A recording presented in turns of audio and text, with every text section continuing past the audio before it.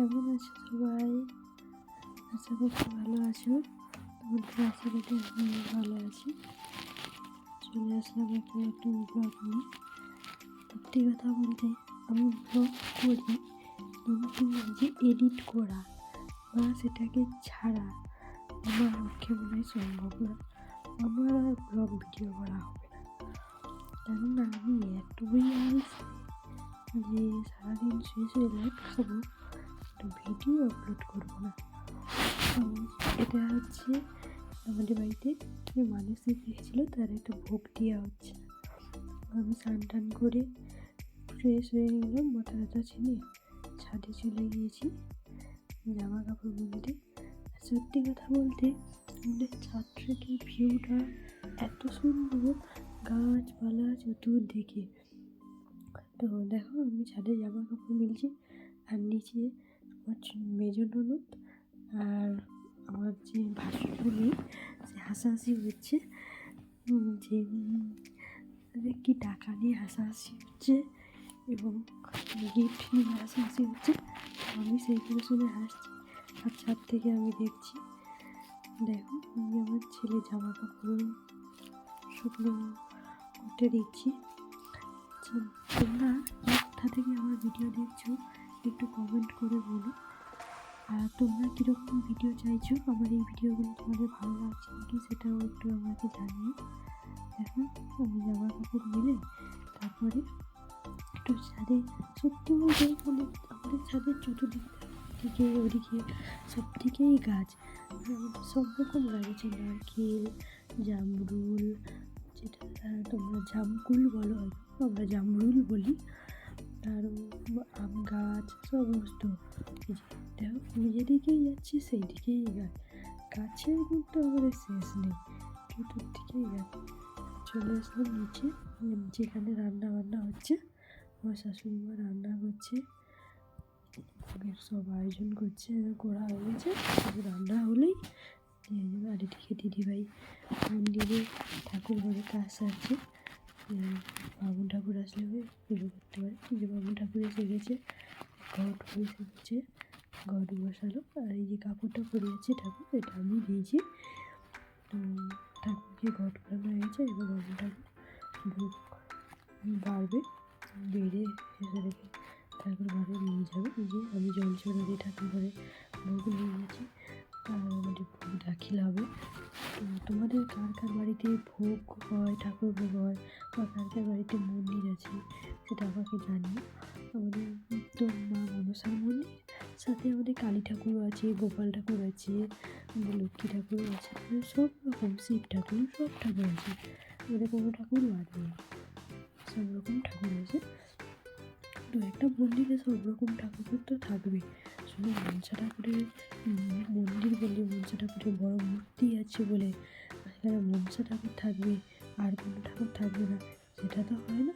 এখানে সব রকমই ঠাকুর থাকে আমাদের, আর সব রকম ঠাকুরের সব রকম পুজোয় তিথিতে বা দিনে আমরা পুজো করি।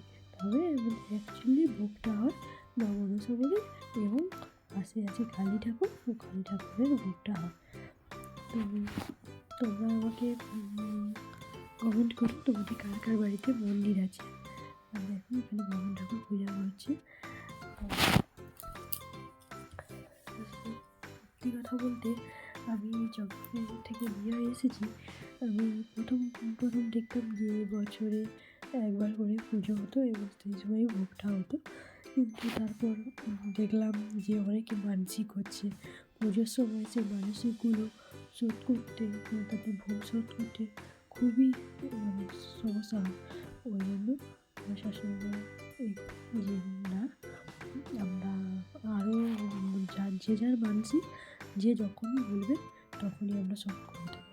কেননা পুজো ঘরে যখন আমাদের পুজো হয়, বাৎসরিক পুজো, তখন প্রচুরই অসুবিধা হয় যে এর ভোগ এ এত টাকা দিয়েছে, এর ভোগ দিয়েছে, এগুলো খুব গণ্ডগোল করে।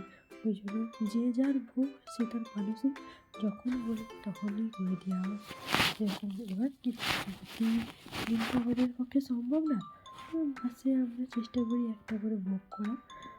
এমনিতে কেউ যদি নাও দেয় আমরা বাইরে থেকে একটা ভোগ দিই। তখন আমরা খিচুড়ি ভোগের উপরে দিই, আর এটা তো অন্য ভোগের উপরেই হচ্ছে। তো এখানে বাবু ঠাকুর পুজো করছে। আর সত্যি কথা বলতে আমি তো কী বলবো ব্লগে, আমি সত্যি বুঝতে পারি না, সব গুলিয়ে ফেলি। তো কীভাবে যে বলবো সেটাই বুঝতে পারি না। এখানে এই যে ঠাকুর বসে আরতি করছে, চামচ নিয়ে আরতি করছে ঠাকুর। আর এই যে এটা হচ্ছে আমার ছোটো বর্তা, মানে যাকে আমি আমার বর বলে ডাকি, সম্পর্কে আমার বড় মশাই হয়।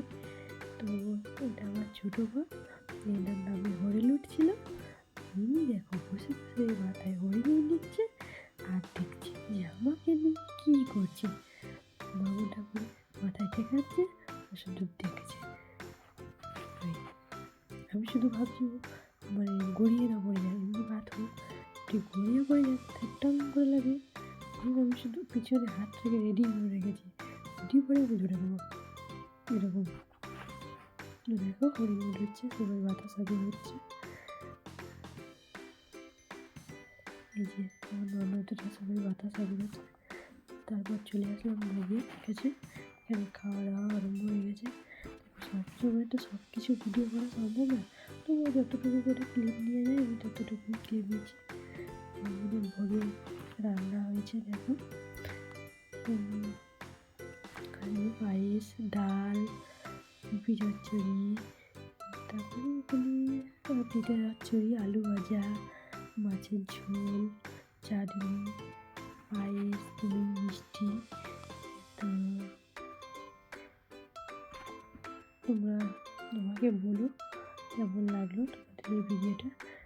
আমি এখানে বলছিলাম যে কেমন লাগলো তোমাদের এই ভিডিওটা, তোমরা কিন্তু আমাকে জানিও। আর তোমাদের বাড়িতে কার কার বাড়িতে ভোগ হয় এটাও জানিও। আর কীরকমভাবে ঠাকুরকে দর্পণ করো সেটাও আমাকে জানিও।